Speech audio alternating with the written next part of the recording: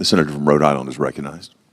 Thank you, Mr. President. I'm here to join my distinguished colleague from California in opposition to the nomination of Kash Patel and to make crystal clear to this body what he is going to do in that job.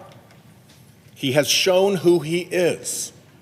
So when these things go wrong, I want to be absolutely clear that our Republican friends were warned. They will own the consequences of Kash Patel's misbehavior. Let's start with the fact that unlike any FBI director before, this guy is a vitriolic partisan. And those are the stripes he shows when he is left to his own devices, and those are the characteristics he will revert back to when he is running the FBI. Just a few simple examples. This is from his book that contains, called Government Gangsters, and this is a page of his enemies list. Well, Attorney General Bondi said nobody should come to a law enforcement job with an enemies list. So then they had to pretend that this was not an enemies list. Well, of course it's an enemies list. Here's what Kash Patel himself says about it. Names named, roadmap unveiled, the manhunt starts tomorrow. If you're going to set up a manhunt against people, are they not your enemies by any logical definition of the term? He goes on to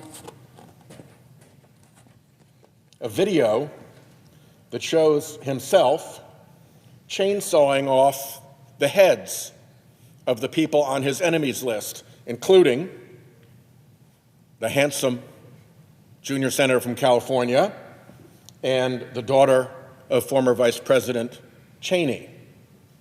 It's a pretty gross image to be cutting the heads off of people with a saw. And he didn't put it up, but he retweeted it.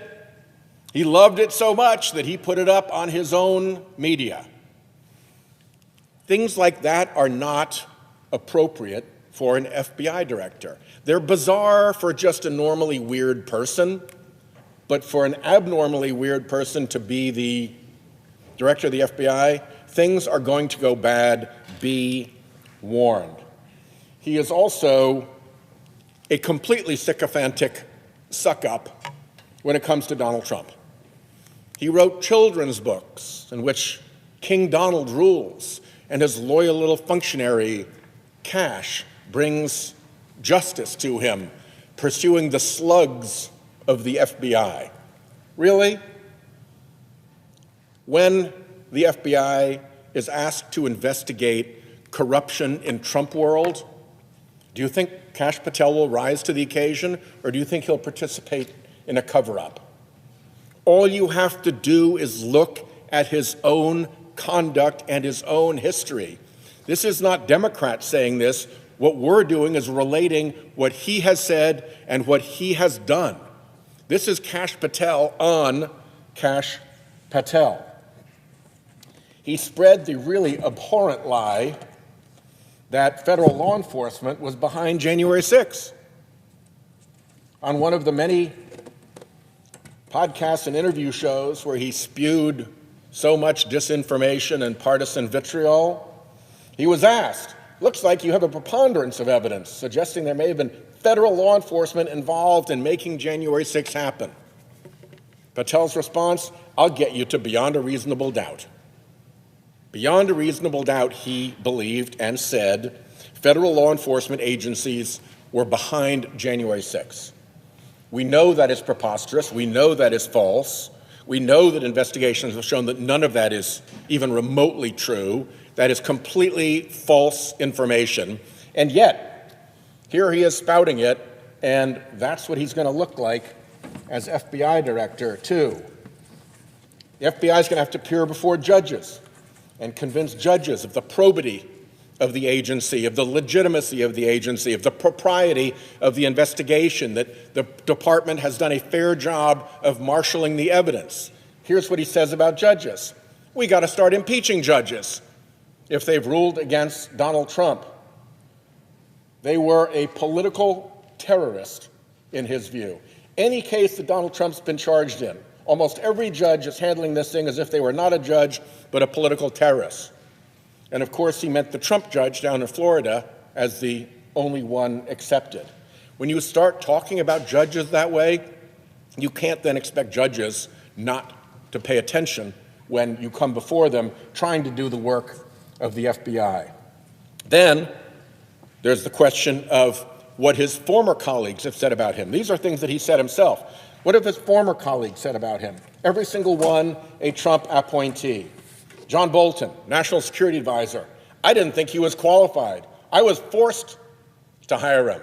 Political pressure jammed him into the job, and Bolton said, I don't want any part of this guy. I was forced to hire him. The Attorney General Bill Barr. They tried to force him on Bill Barr as deputy director of the FBI. And he said, Patel has virtually no experience that would qualify him to lead the FBI, and said, over my dead body does he get that job. These are the job recommendations of his own colleagues that show his unfitness. Over at the CIA, they tried to stuff him in someplace. And the director of the CIA, Gina Haspel, I'm no friend of Gina Haspel, but here's what she said about him. If he came over, she would resign before allowing Patel to assume a position as her deputy. This is a guy who has a record of engagement with Trump appointees that show that he is not qualified, not capable, and somebody that they would resign before they'd let work for them. And now we're supposed to let him work for the American people? It is ridiculous.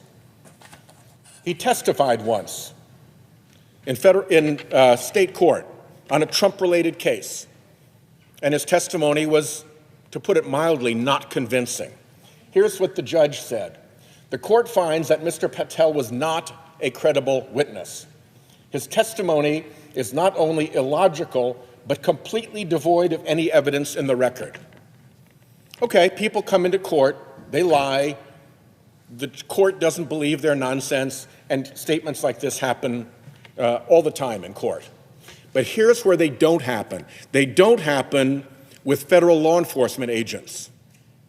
Because when I was the U.S. attorney in Rhode Island, if one of my FBI agents had gone over into the United States District Court in Rhode Island and testified in a criminal case in such a way that one of the United States District judges said about that witness, he was not a credible witness, his testimony was illogical, devoid of evidence in the record, we'd be looking into that.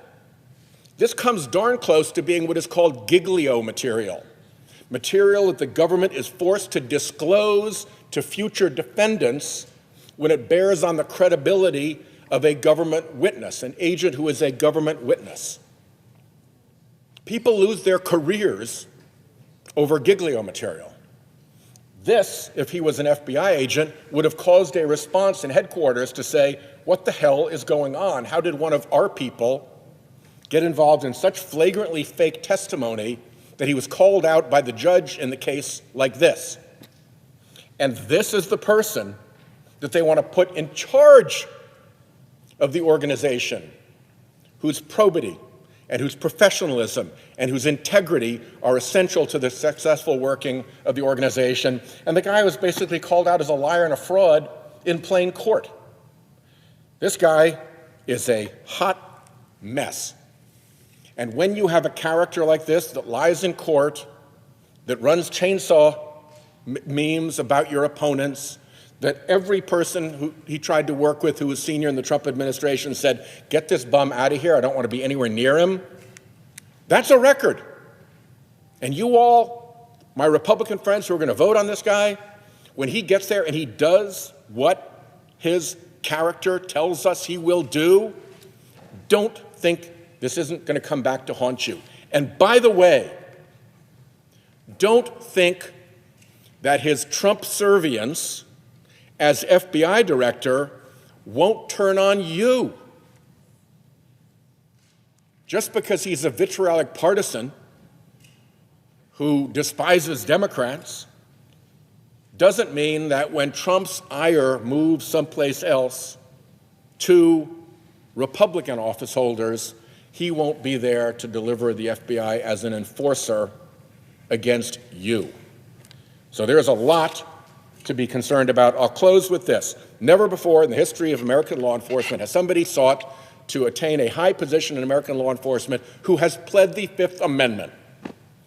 Not only did he plead the Fifth Amendment, but he refused to tell the committee what it was all about. You can't plead the Fifth unless you have a reasonable expectation that could put you in jeopardy of a crime. What crime? How in jeopardy? Explain that. You're not just a normal person, you're trying to be the head of the FBI.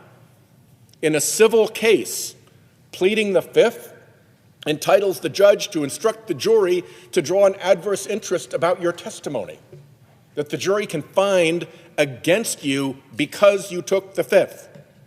Why we have not had a straight answer yet from our Republican colleagues about why the guy who wants to be the head of the FBI pled the Fifth? It is an unprecedented, terrible situation. With that, I yield the floor.